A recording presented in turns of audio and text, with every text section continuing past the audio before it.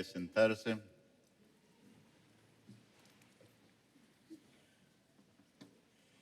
Hoy la Sagrada Liturgia nos regala un mensaje muy particular, muy diciente y práctico para nuestra vida cristiana, y es un interrogante que siempre nos hacemos. Ser cristiano no es fácil porque siempre encontraremos incomprensiones que siempre pondrán a prueba nuestra fe. Y el profeta Jeremías nos hace ver que ser profeta no es una vocación fácil, cómoda y tranquila. Y la historia de Jeremías es la historia de todos aquellos a los que Dios llama a ser profetas. Y el profeta Isaías y Jeremías lo vivió en carne propia y también nos lo hace entender a nosotros como cristianos si queremos de verdad vivir el Evangelio, vivir la experiencia de Dios. No es fácil, es una vocación. Porque si ser profeta significa ser signo de Dios, de sus valores en este mundo, y por lo tanto el profeta tiene que enfrentar una serie de problemas, denunciar el pecado, denunciar el egoísmo y sobre todo arriesgarse a recibir críticas, calumnias, amenazas y mucho sufrimiento por ser fiel al encargo de Dios. Esta es la muestra del reino de Dios. El reino de Dios siempre trae consigo, como es el tesoro deseado y compartido desde el cielo para los hombres, pues lógicamente que tiene muchos enemigos y muchos contratiempos, y sobre todo para nosotros los cristianos, la búsqueda de la perfección siempre tiene muchos riesgos y muchos desafíos, y cada uno lo va experimentando a lo largo de su historia de su vida. Dice el profeta, el que halaga a la gente, dice a la gente que la gente quiere, y les gusta escuchar, aunque no sea verdad. Por eso este tipo de personas son bien acogidos y recibidos. Y el profeta no puede halagar a un pueblo que se aparta de Dios. Vemos también alrededor del mundo que hay gente que habla por hablar y tiene audiencia. Vemos los medios de comunicación, halagamos a veces a los corruptos, a la gente que miente, a la gente que, en fin, propone ideas contrarias a la moral, a los valores, y tiene mucha audiencia. Ustedes se darán cuenta, los medios de comunicación, en fin, los mismos celulares, la internet, gente que vive ahí. Pero cuando se habla de los valores, de la dignidad de la persona humana, del reino de Dios, la audiencia se desvanece y son pocos. ¿Por qué? Porque hay que enfrentar un interrogante, tenerle miedo a las críticas, a las calumnias, en fin. Lo demás tiene acogida. Lo otro, lo que es lo mejor, lo que es sagrado, lo que ennoblece la dignidad de la persona humana, pasa a segundo plano. Qué difícil es nadar contracorriente. De igual forma es arriesgarlo a predicar lo que la gente no quiere oír. Como también es una empresa difícil de corregir los comportamientos y costumbres equivocadas de las personas. Tan difícil. Y es la misión ingrata, incómoda y llena de amargura del profeta. Les ofrezco lo mejor, les ofrezco el reino de Dios, les ofrezco que sean buenas personas, que vivan los valores, que tengan conciencia recta, pero trae críticas, consecuencias, en fin. Sin embargo, llega la contradicción. La ambulancia de la vida nefasta, aquello que tiene mucha audiencia, tiene aceptación y le celebran fiesta. Pero hay de que se equivoque el que predica el bien, inmediatamente le cae la crítica, la calumnia, inmediatamente. Un matrimonio que trata de ser bien, lucha, están pendientes a ver cuándo cae. En qué el que cae mal, bienvenido, estamos en el mundo, somos humanos, etc. Por ello, anunciar la palabra de Dios muchas veces es ocasión de incomodidad hasta el sufrimiento. Y sin embargo, el profeta no puede callarse porque está seducido por Dios, por su proyecto de amor que no se puede silenciar. Esa es la gran alegría también del Espíritu Santo, que los mismos discípulos el día de Pentecostés sintieron, se les quitó el miedo. Esa alegría los impulsó a salir a anunciar la resurrección del Señor a cuesta de su propia vida y del martirio. San Pablo a los romanos nos exhorta a que ofrezcamos como sacrificio vivo, santo, agradable a Dios. Por eso la invitación que hace San Pablo y también de la Iglesia, cómo prepararnos para ser buenos profetas, porque el profeta nace en nuestra vida el día de nuestro bautismo.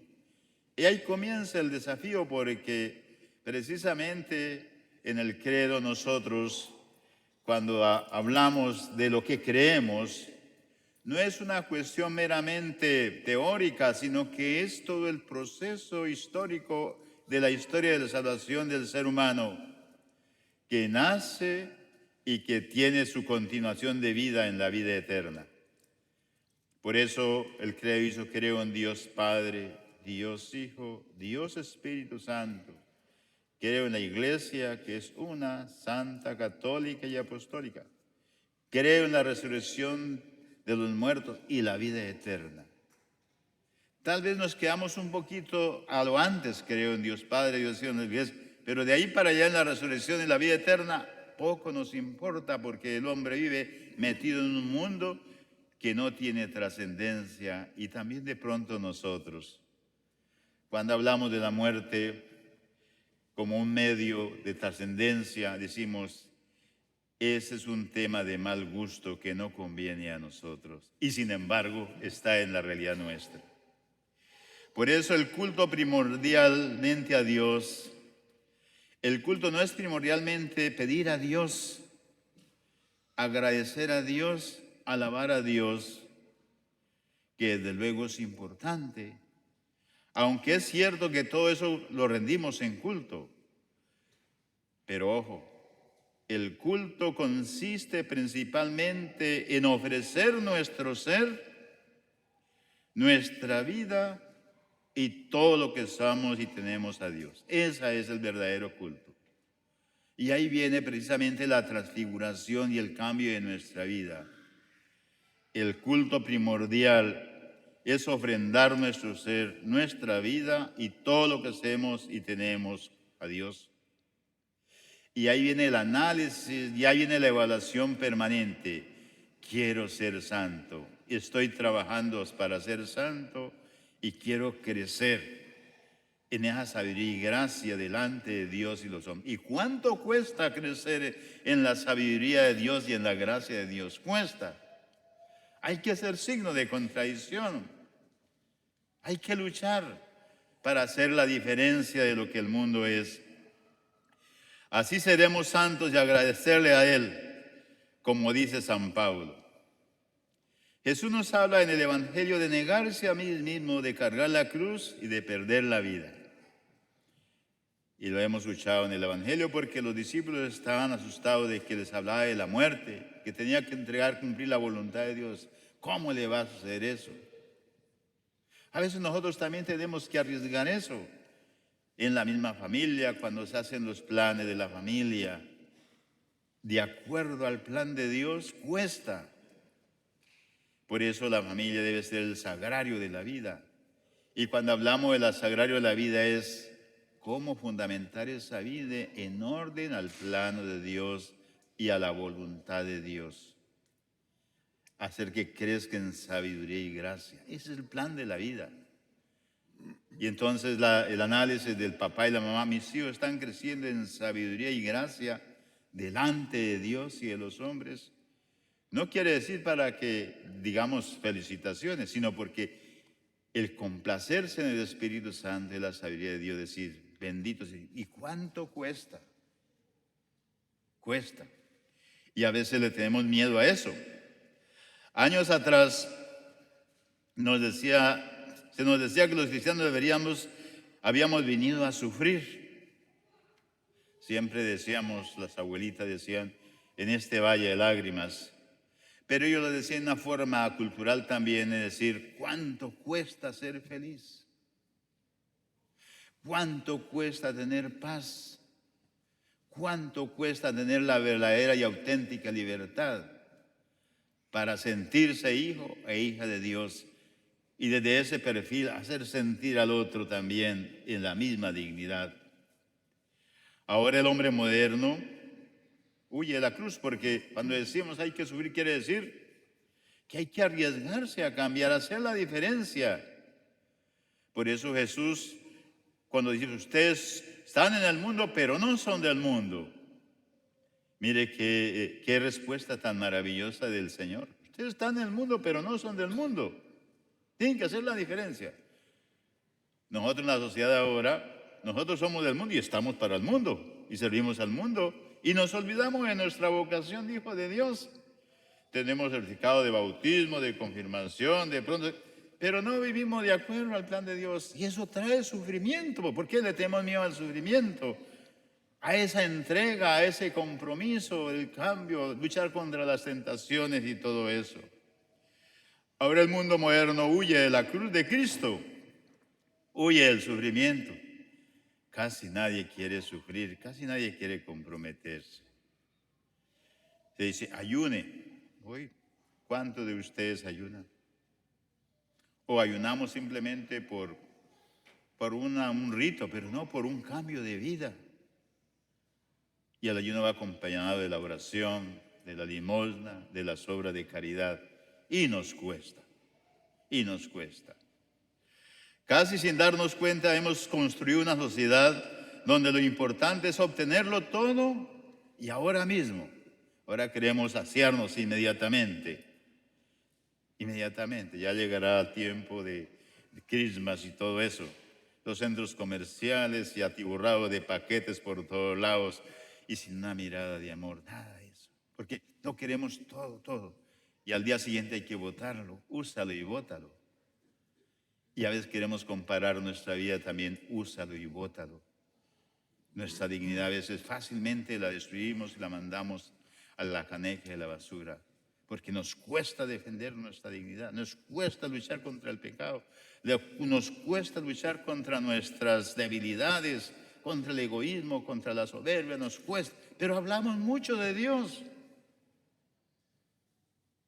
Pero no queremos sufrir.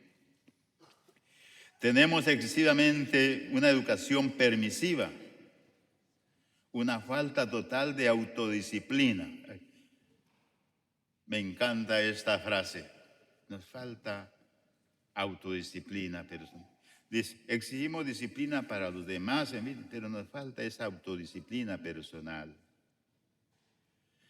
Por eso el Señor dice, cuando quieras encontrarte, vaya a lo más escondido. Él que está allá, en lo más alto, cierra la puerta y entra. Y habla con Él en el sagrario de la vida. Momento sagrado de la oración.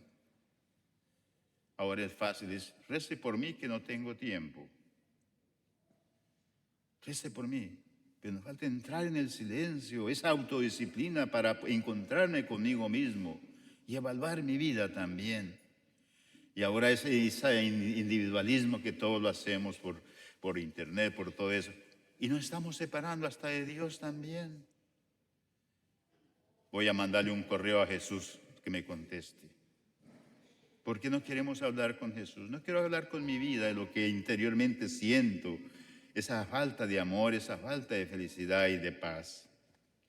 Nuestra sociedad de confort y comodidad no quiere oír ni atender que no puede construir un verdadero hombre si no renuncia a ese esfuerzo.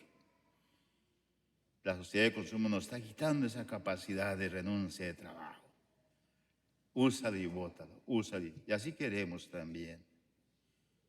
Por eso atentamos con nuestra vida. Viene ahí, ay, que mejor dicho, todo. Si me siento muy enfermo, pues la eutanasia, lo que sea. Si no me siento capaz, pues al aborto y cualquier cosa llega. No me quiero comprometer a la vida, por eso, imagínense. Entonces, falta de responsabilidad y falta de amor por la vida de uno mismo. Cuando uno piensa en la alegría de su vida, piensa en su madre, que lo llevó en su seno durante 9 meses, la alegría de ella también. Y ahora rechazamos ese gran valor dado por el Señor también. Porque no queremos el sacrificio y la autodisciplina de sentirnos realmente comprometidos con el Señor.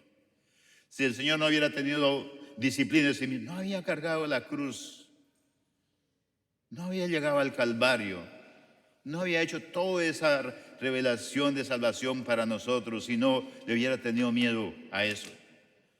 Y gracias a esa autodisciplina de Él, por eso estamos nosotros esperando la gracia y la salvación también. Pero lo tenemos que tener también que ganárnosla también con nuestro trabajo todos los días. Eso lo vemos en la educación de los hijos a los que se les quiere ahora ahorrar el mínimo sufrimiento. Y a veces echamos la culpa a los niños, a los jóvenes, ¿no? A los adultos a veces, qué pena. Yo no quiero que mi niño sufra. Ay, pobrecito. Evitemos al máximo que no se esfuerce. Si más vale en el colegio, hablen con el profesor para que le ayude y que pase tranquilamente. Y así cualquier cosa. Ese es un gran error por parte de los papás. Escuchamos a los hijos que cuando los papás le dicen algo, ellos contestan, no tengo ganas, no me apetece. Qué tristeza. Cuando todo es una bondad, imagínense escuchar a la mamá, al papá, en fin. Vamos a orar. Vamos a purificar nuestra vida. Vamos a reconciliarnos con Dios. Vamos a celebrar la gran alegría del Señor en la Eucaristía. Vamos a estar en la comunidad. No me apetece. Y después nos escandalizamos que el niño llega con el color rojo a un lado, verde del otro, y los tatuajes por todos lados. Dice, es el mundo moderno. ¿Qué podemos hacer? Tristeza. Hoy hay que enseñar a los hijos el ejercicio de la fuerza de voluntad para aprender y hacer algo sin ganas, porque es una obligación. Y como dice, hay que orar sin ganas para que nos den ganas. Tantas vidas desnutridas por la falta de alimento espiritual y esa motivación de la energía del Espíritu Santo. Por eso me gusta tanto el capítulo de San Lucas de los discípulos de Emaús. Porque nosotros a veces que tenemos la oportunidad de hablar del Señor, hablar en nuestra casa, en nuestra vida, nuestros ojos y nuestra aula, y sea la experiencia de Dios. Porque no hemos tenido la experiencia de Jesús resucitado en la Eucaristía. Cuánto ardía mi corazón, lo sentíamos allá. Esa debe ser la experiencia. Andar solos por el mundo como iban ellos ahí, totalmente despistados, escuchan al Señor y aceptan su reto. Y hay un delincuente sentido en nuestra. Eso es lo que falta también para nosotros. Esta actitud de los hijos es también la actitud de tantos cristianos, jóvenes, adultos, que para justificar su falta de participación en la Eucaristía dicen, es que no me apetece ir, hoy no. Por eso nuestras celebraciones se convierten para bodas, quinceañeras, en fin, y buscar salones, pero sin ningún sentido profundo de la vivencia de nuestro Señor Jesucristo. Eso, sin un sentido profundo de lo que es el sueño de Jesús en la última cena. Para participar en la Eucaristía no es cuestión de ganas o de gusto, no, es de convicción, es de seguridad.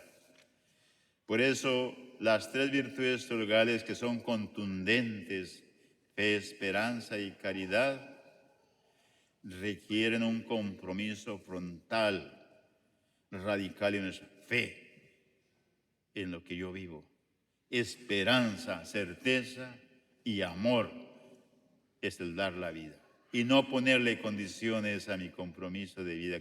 Porque todo lo otro se llama maquillaje. ¿Y qué es lo maquillaje? Que fácilmente se deshace. Y nos acostamos al maquillaje de la vida, a lo que la sociedad nos da. Pero lo que es intrínsecamente el valor trascendental de la vida para la vida eterna, lo descuidamos. Y al final de nuestra vida, ahí sí llegamos asustados. ¿Y por qué yo hubiera sabido? No. Tenemos la oportunidad de tomar esa consigna. Que no nos sorprenda. Y hay que ser profetas. Hay que ser profetas. Cueste o no cueste, hay que ser profetas. Su vida de oración en familia, la vida de la palabra de Dios, la vivencia de los sacramentos, los mandamientos de la ley de Dios, la moral, esa devoción fuertísima a la Santísima Virgen María, ese valor a la Eucaristía, ese valor también a la comunidad, el amor por su familia, no en cosas materiales ni cosas de esas, porque al fin y al cabo hoy son y mañana no son. Nuestra salud hoy está buena y mañana desaparece. Aunque tengamos buenos seguros, eso no perdona. Pero si construimos una vida de felicidad, en paz y libertad en el Señor, eso va. Por eso cuando uno va a visitar a los enfermos moribundos, le pregunta, ¿qué quieres que te dé? Padre, deme la bendición, porque me estoy preparando para entrar a la vida eterna. Qué lindo. Eso es, para un cristiano que ha sabido comprender el camino a dónde llegar. Pero para uno que no cree, comienza en angustia, desesperación, en fin, ¿por qué a mí? ¿Por qué me pasa a mí? Etcétera, etcétera. Cuando hay esas palabras es porque hemos descuidado lo mejor de nuestra vida en los años primaverales de la fuerza del Espíritu Santo. No hemos sido profetas de verdad. Recordemos, ¿qué pasa si los papás dejaran de atender y alimentar a sus hijos cuando no tienen ganas de hacerlo? ¿Qué pasaría si dejáramos de trabajar cuando no nos apetece? Recordemos las palabras de Jesús en el Evangelio. Si alguno quiere venir en pos de mí, que se niegue a sí mismo, que tome su cruz y me siga. ¿De qué le sirve a un hombre ganar el mundo entero si pierde su alma? Les dejo esa meditación para evaluar su vida, porque tenemos que tener mucha humildad y conciencia personal. No es que le diga, ¿sí entendió? No, cada uno personalmente. Porque en eso estamos todos comprometidos. Por eso estamos en esta celebración, en esta Eucaristía, dándole gracias al Señor, pero sobre todo renovando nuestro trabajo de convicción y de amor. Y así sea.